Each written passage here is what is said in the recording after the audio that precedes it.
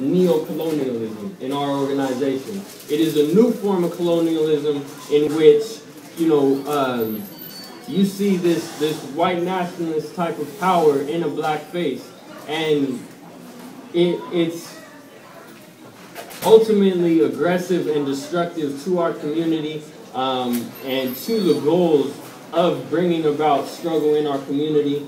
And so from there, I want to really go to the issue of economic development in our community.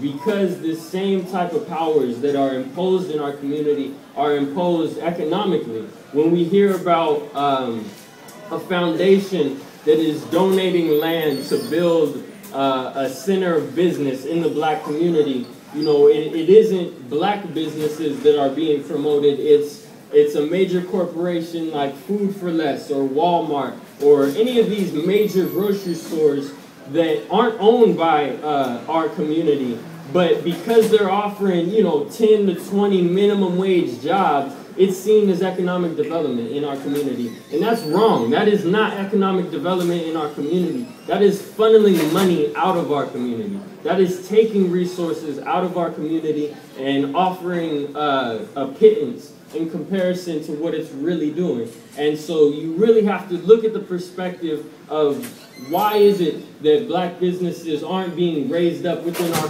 own community? Why aren't we promoting these businesses? And when we see them, you know, we need to be able to identify what a parasitic business in our community is and to turn around and say, you know, I'm going to support a business in my community because there's a huge wealth gap here in America.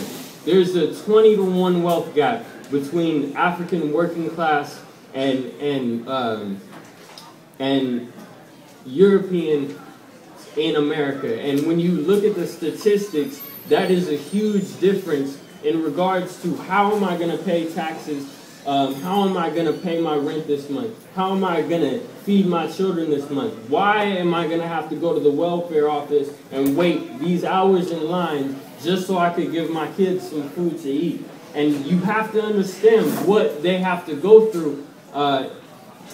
through these systems. You know, a lot of times people say welfare is, just for lazy black people, and that's ridiculous. It's ridiculous because of the I don't want to say humiliation, but the system that they put you through by making you wait in this line, by judging you and saying, oh, you haven't worked hard enough this month. Oh, you look like you're dressed nicely. Obviously, you're not struggling. When in reality, we know that's not the case. When we look at the statistics, when we look at the subprime mortgage scandal that took away and foreclosed a huge majority of homes in our communities, not only here in San Diego, but throughout this entire country, you really see who's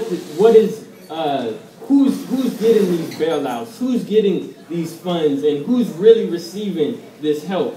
Africans and oppressed peoples in our communities aren't going to get someone to come knock on their door and say, you know, we're going to come save you now. We're going to come improve your community. We're going to come change your entire system of what's going on. We have to change it. That's right. We have to bring forward that change.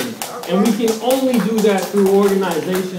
We can only do that through structure. We can't do it as an individual. We can't do it alone. We can't do it by speaking out or going to one event, you know, when you're not involved in an organization. You can call yourself an activist, but if you're not involved in any type of real organization, then you are not working towards any type of real change.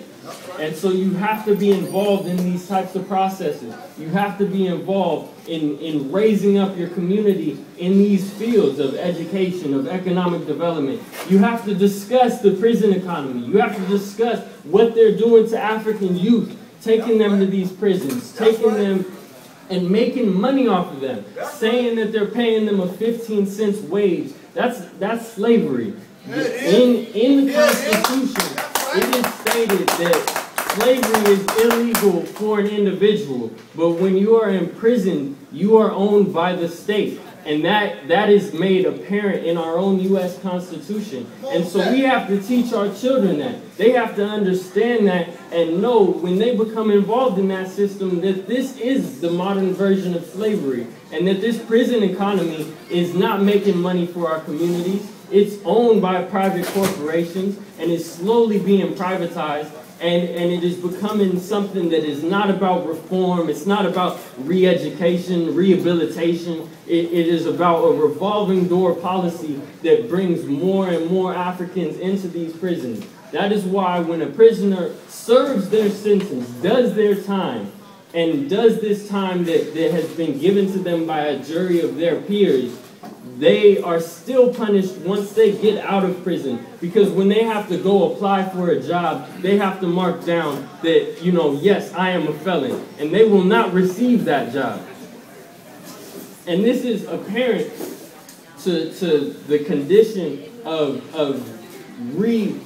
the revolving door policy of these prisons, because when we're forced to not be able to participate in the legal job system of this country, then our youth are sometimes pushed into the illegal aspects. They're criminalized for things that they do just to eat, just to survive, in order for them to become a man and make them feel like they can provide something to their families, like they can give their mom rent, or so that they can help out around the house. You know, they're pushed into this economy where they're saying, you know, they're giving you numbers like 15% of people are unemployed, when in reality we know that that number is hugely larger in our community.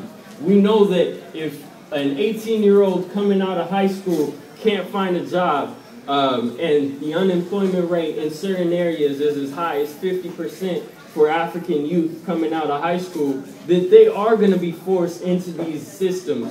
And we know that, you know, through history, we aren't the ones transporting these drugs into our communities.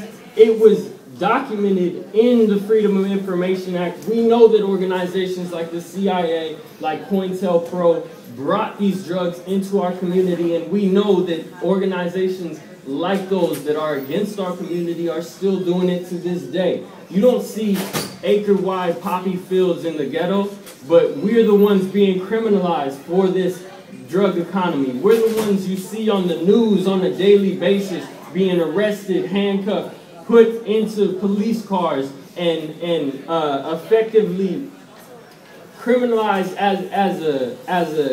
as a race for being within our community. And this creates a form of self-hatred, and it makes us not want to identify with our community. It makes it hard for us to see really what kind of education system we're receiving, and all these different factors. It blinds us to that. And so that's why I really wanted to bring up the role of prisons in our community, and in that historical context, how many people struggle to get in all the organizations, you know, how many people struggle to get members of their organization out of prison, because when they do start speaking up, they are in prison. And there's a reason for that. They are targeted. And we know this through documents from COINTELPRO that stated and targeted organizations like Martin Luther King Southern Baptist Leadership Conference, as well as the Nation of Islam, as well as the Black Panther Party. But all these organizations, even if they were nonviolent, were put into a category by COINTELPRO on their documents. I'm speaking of their actual documents we've received from the Freedom of Information Act, stating that these are all black nationalist hate groups.